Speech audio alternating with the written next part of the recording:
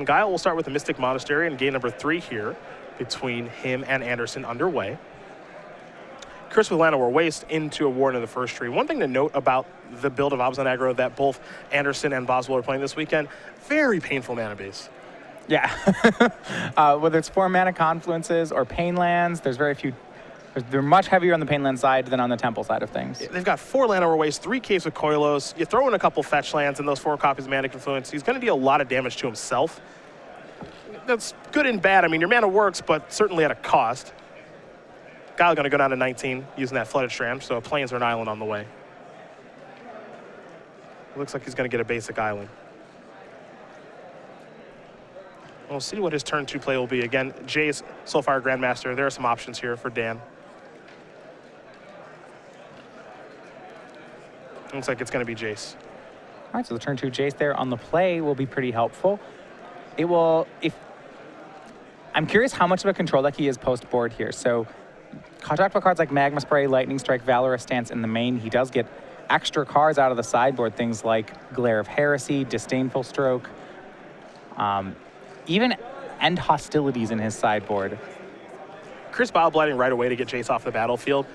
The question, of course, when you are bobbleheading is, okay, do I want to save my bobblehead for Mantis Rider or something like that, which is really good at Xanzam? Do I save it for Jace? It looks like that question was answered very quickly. Get Jace off the battlefield. Yeah, and it's interesting because Jace also, Jace being legendary means that you're possibly just unlocking another Jace in his hand by Bioblading there. Here's a Temple for Chris. That's the white source of mana that he's currently missing. That top card's going to go to the bottom. See if he wants to Bioblight again, because he has another copy of that in his hand, but he also has a Dramoka's command. Yeah, well, he can't use a command yet this turn. Looks like he's going to attack and then Bioblight again. Okay. And that makes sense. If the first one's good enough to Bioblight, it is likely the second one is too. Does not want Dan scoring card advantage off those. Yeah, it's curious on, as you mentioned, if you're going to Bioblight the first one, you're probably going to Bioblight the second one. But, is it worth it to maybe pump that turn, let him have a Jace activation, then you've got a 3/3, then you command it with Bioblight at the ready? It's tough to say. I mean, there are some real decisions we made here because Chris could be punching through a lot more damage. Yeah. Huge draw by Chris, though. Has a Siege Rhino for the turn. Now, the scary thing on his side is that Dan's holding up 4 mana here. And I don't know what kind of control package he's seen post-board, but even cards like Ojutai's Command could do some damage here. Yeah, whenever you're playing against Jeskai nowadays, Ojutai's Command has risen so much in popularity that it really affects the way that you play the game.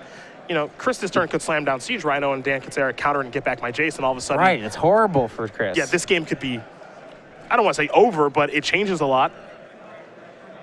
And see, Chris has the opportunity to play Rashasha Death Dealer this turn, and he's choosing not to because of a card like Ojutai's Command.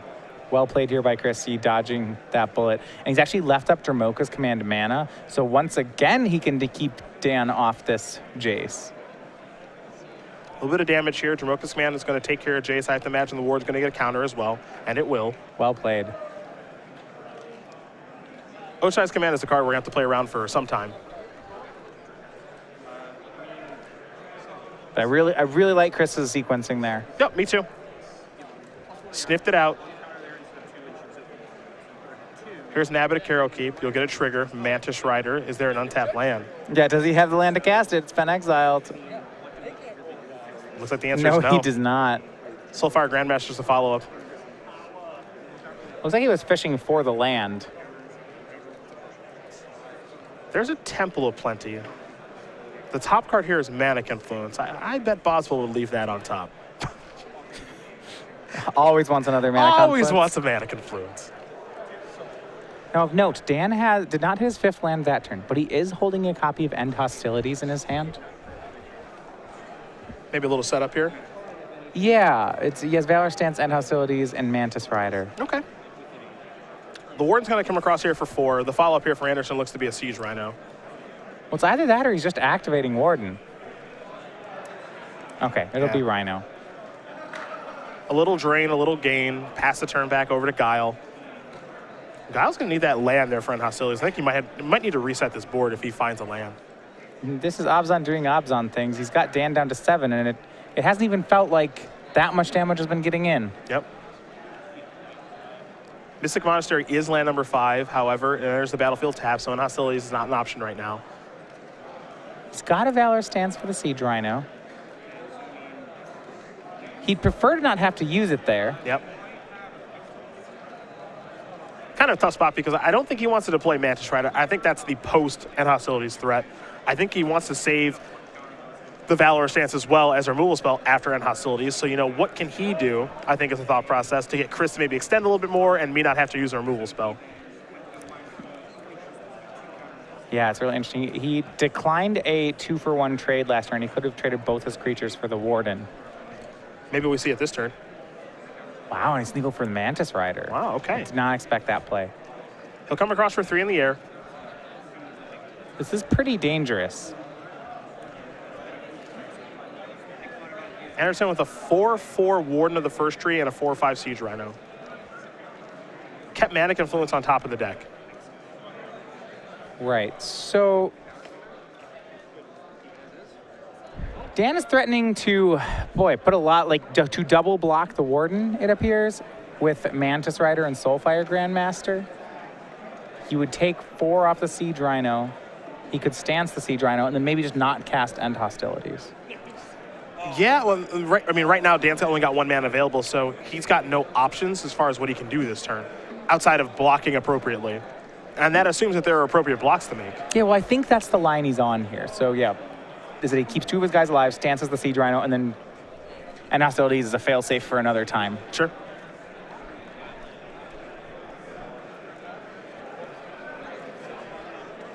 Well, let's see how he wants to block. Andersen doing, I think, the simple thing, which is I'm attacking with both of my creatures. All right, so it's not going to be the Mantis Rider trading for Warden. It looked he's going to attempt to trade both the small creatures to the Warden. Now, if there's a copy like Dramoka's Command, this is a disaster. Yep. But it looks like they'll just trade.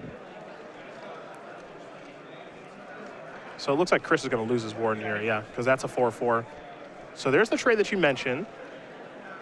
Now Andersen with a Manic Influence. I think we're going to get a Death Dealer. We are. His last card in hand is a Sands Up Citadel. And pass the turn back. Geil will untap with those removal spells in hand. Picked up an island for the turn. Yeah, Rakshasa Death Dealer, though, presents lethal. Yep. A very problematic card. There are not too many ways that Dan has to deal with it. He can Ojutize Command the card and then counter it on the way back down. But his other answers, things like Valorous Dance, End Hostilities, Magma Spray, he'd be lucky if any of those trades for a Death Dealer. Oh, Vile Blight was a fantastic draw here for Chris. See if he wants to yeah, cast that it or should not. be lethal. Yeah, But I mean, he doesn't have to. You're yeah, right. the question is, does he want to cast it or not? I mean, it's super easy mode because we can see Geil's hand and we can see that Vile Blight would just make this game over. But I'm not surprised to see Chris attacking first. Mm-hmm. Well, and even as the board stands, Dan would have to have a removal spell for the Rhino. He'll have to chump the Death Dealer. Chris may get to win without ever casting that Vile Blight. Mantis Rider are going to jump in front of the Death Dealer. And there's a pump.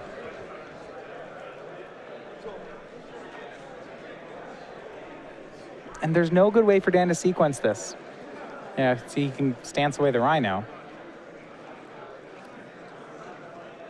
Oh, we're going to get a little cute, aren't we? Aha. Chris could Vile Blight his own Rhino. Someone wants to Vile Blight their own Rhino. And if he does, it will not die. That's adorable. Isn't this the most adorable thing you've ever seen? Make it into a 1/2. Valorous Dance is not going to get the job done on it now. And Mantis Rider loses in combat. And Chris is able to keep up regeneration mana for shots of Death Dealer. So go back Dan down to 4. If he's going to win this, it probably will start with a Dig Through Time for the turn. Yep. And hostilities in hand. The draw. It's going to land. Yeah, it doesn't look to be very helpful. There's some planes.